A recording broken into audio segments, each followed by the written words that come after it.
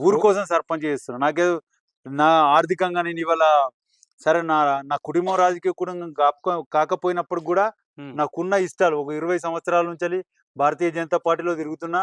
Okay. ఇయాల party గుర్తించి నన్ను మండల అధ్యక్షుడిని చేసింది. అవును. పార్టీకి చేసిన సేవలకు.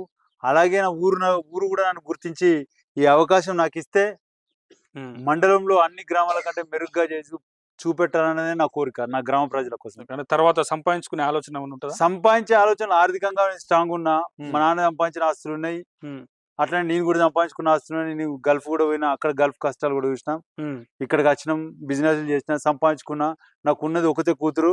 హ్మ్. ఇంకో కొడుకున్నాడంటే వాళ్ళ కోసం నేను ఆస్తులు కూడబెట్టాలన్న ఆలోచన ఉండే. హ్మ్. నా మా నాన్న సంపాదించిన ఆస్తే ఎనఫ్ నా కూతురు లగ్గానికి. ఓకే. హ్మ్. నేను సంపాదించిన ఆస్తులు గూడా అవసరం లేదు. హ్మ్. అట్లనే నాకు ఆస్తి కోసం గూడా వెయిట్ చేసేటోళ్ళు ఎవ్వరు లేరు. ఓకే. నాకున్నది ఒకతే కూతురు కాబట్టి హ్మ్. నాకెలాంటి రూపాయి మిల్లులో గూడా ఊరి మీద సంపాదించాలనే ఆలోచన లేకుండా ఓన్లీ స్వచ్ఛందంగా ఊరుకు సేవ చేయాలె.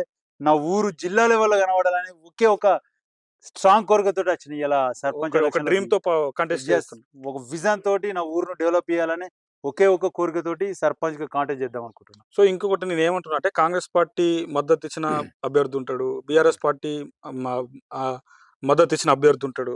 సో, వాళ్ళ నుంచి ఏమైనా గట్టి పోటీ ఏమైనా కనబడుతుందా?